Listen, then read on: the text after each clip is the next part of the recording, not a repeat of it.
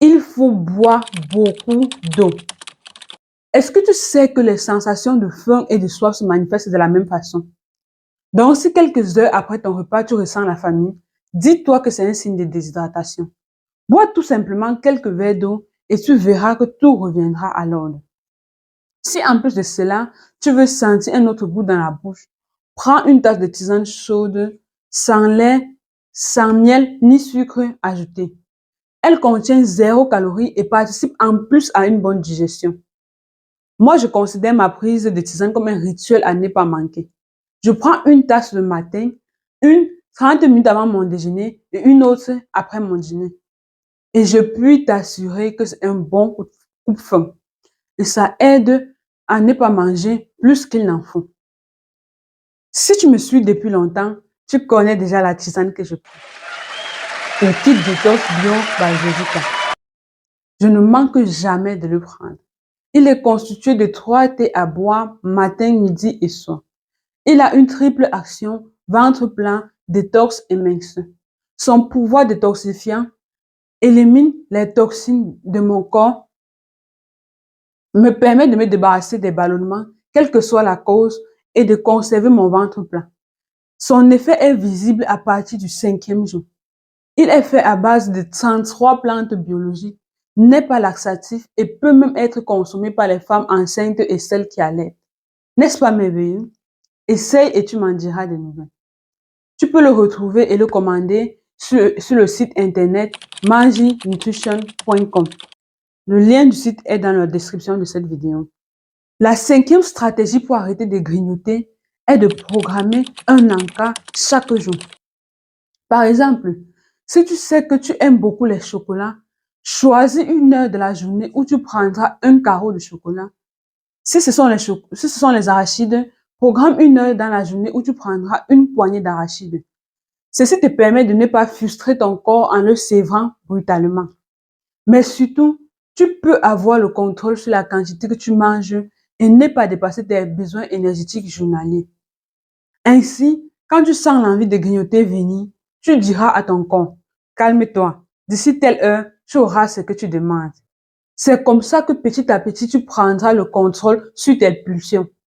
Et donc, au fur et à mesure, tu pourras passer des friandises malsaines aux friandises plus saines et moins caloriques, comme les fruits, les carottes, les concombres.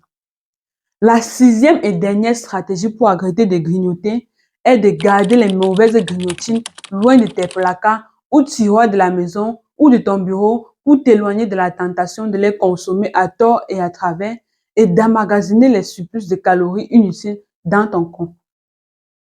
Donc, on ne doit plus trouver chez toi ou sur toi des chips, des biscuits, des bonbons, des barres de chocolat ou des grosses boîtes de tartines, des arachides grillés, des croquettes, des gâteaux et viennoiseries diverses. Tu me diras que c'est pour les enfants. Je te répondrai que même pour eux, tu devrais stopper tout ce stockage et les enseigner dès le bas âge à manger sainement pour les éviter à l'avenir de se retrouver dans ce combat avec le grignotage.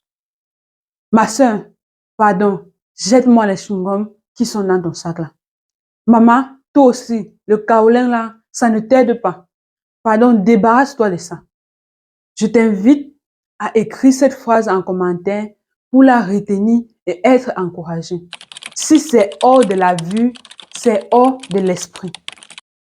Pour que le détachement du grignotage ne soit pas trop brutal et te décourage, je te conseille de remplacer tous ces mauvais aliments par les fruits frais ou secs comme l'ananas, la mangue, la papaye, les fruits de passion, les noix de coco, la banane, les fruits de dragon, les ramboutins, les mangoustins, la pastèque, les pommes de France, la goyave, les raisins, les kiwis, etc. Et des légumes aussi, comme les carottes, les concombres, les courgettes, les aubergines, les salades prêtes et gardées au frais. Ils sont peu caloriques et favorisent la digestion.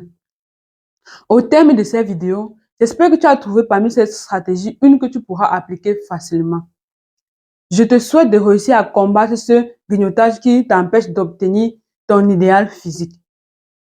Si tu as besoin de plus d'éclairage sur ce sujet ou sur un autre sujet en nutrition, N'hésite pas de me le faire savoir en commentaire et c'est avec plaisir que je te répondrai dans une prochaine vidéo.